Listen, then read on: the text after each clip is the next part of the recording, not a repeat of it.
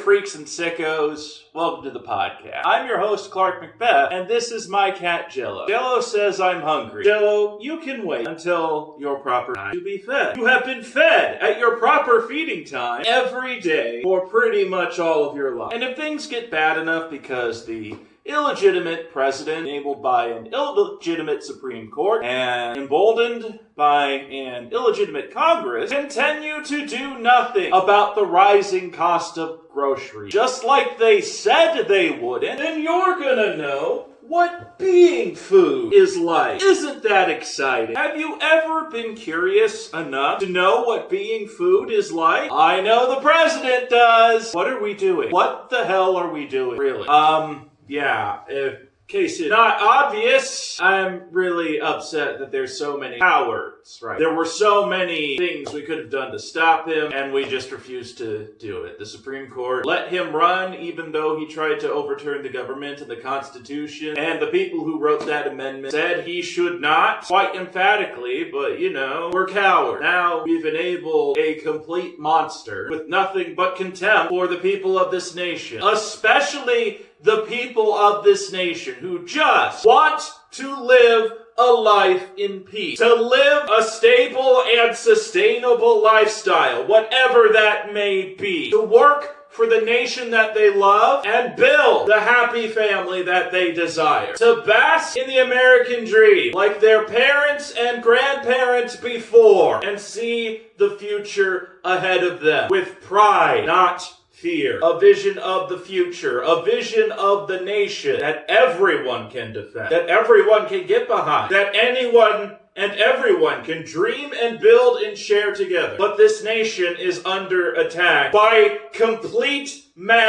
children. Men who don't work, who haven't worked, who have never worked, never done anything meaningful a day in their life, but expect all of you to cater to their every whim because they said so, because they want you to believe that they are the geniuses they make themselves out to be. They want you to believe that. It's so self-evident that they don't have to prove it at all. We have a criminal gang called the Department of Government Efficiency that is robbing you. They are holding the gun to your head and saying that you can trust them not to file. They have your bank account numbers. They have your social security. They can open up lines of credit in your name if they wanted to. They could ruin your credit score and siphon your savings, your checking. They can run up credit cards you already have. We're not just dealing with the threat of robber barons. We have baron robbers now. And they're also stealing data that they're not entitled to have, that they never got the clearance for. They never got approval from the government of the people, whether they voted for Trump or not. And now, because 6 judges were too chicken shit to do their jobs, we have a president that is openly embracing the idea of defying their authority. It is painfully obvious that he is just as sincere about that as he was when he said, I am going to turn the Constitution. This is tyranny. From a man who never built anything. He just paid others to build buildings for him and stiffed them as much as possible every time. So, what now? What can be done about this? Well, the courts are going to try and stop him. There could be divisions in the military because it is a self-evident truth that you cannot obey the commander-in-chief and the Constitution at the same time. This is a man who said he wanted to terminate the Constitution, that he would do that. If you are in the military and somehow have access to this video, I don't know how that works. I think the military has the internet and access to YouTube. I'm pretty sure they don't have it all the time and wander around in the field with a smartphone. I guess it depends on base and off base, but I digress. Actions speak louder than words, and the president's actions speak for themselves. If you want to follow the Constitution, you're going to have to disobey a lot of commands, or even turn against the commander-in-chief. That we have a domestic enemy in the White House. I want you to keep that in mind. But what if I told you we don't have to wait for the absolute worst case scenario, where we have a divided military, where we face the prospect of all-out civil war and more millions of Americans dying because of a thin-blooded monster who puts on too much orange makeup. What if I told you if we don't make our voices heard on this particular way of handling this particular problem, we might never have a voice again. There is a way to stop Elon Musk and Donald Trump illegal stealing of your country, America. And it's actually not that difficult. It's actually a perfectly valid and formal way to end it. It can be done with judges, and the slow process of the judicial branch and the justice system would work very much in our favor if we bring one more thing into this discussion that hasn't been yet, and that's the geographic location of Washington, District of Columbia, the capital of the United States, which has one non-voting representative and no senator. A rectangle type shape that looks kind of like a cracker, split in half almost. I mean, it's never split per. A capital that has less democracy, formally speaking, than Puerto Rico. Less of a say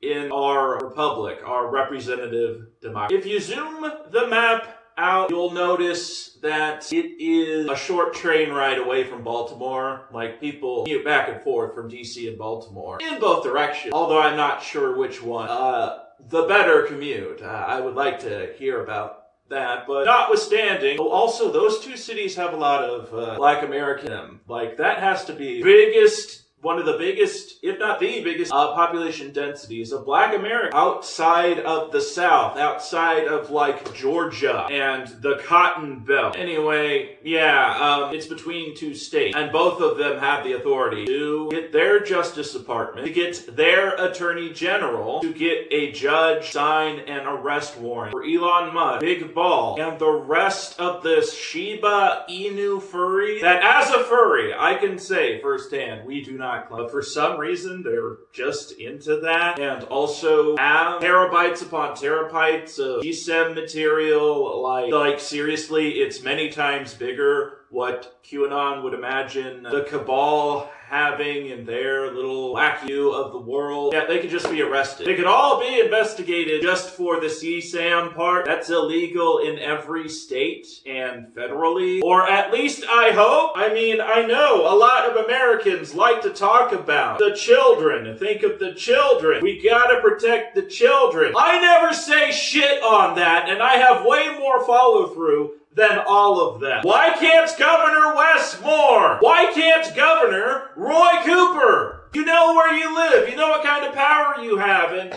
if you're Governor Moore, the Democrats kind of expect it. If you're Governor Cooper, you honestly have even more of a reason to do it. You're in Virginia. You want Republicans to look less bad in 2026. Republicans are not even going to have a prayer if Donald Trump hurts your voters, Mr. Cooper. And I looked it up. I asked DeepSeek, but I didn't take it at face value. I checked the citations. A lot of government buildings are in Maryland, and certainly even more in Virginia. They're not all in that cracker piece, that cracker-shaped piece of American land. It's easy to make the argument that you're following your state laws. I mean, stealing's illegal in Maryland, too. Stealing personal information, stealing data, holding the treasury, a bank at gunpoint, going into the NIH, and without authorization of any kind, breaching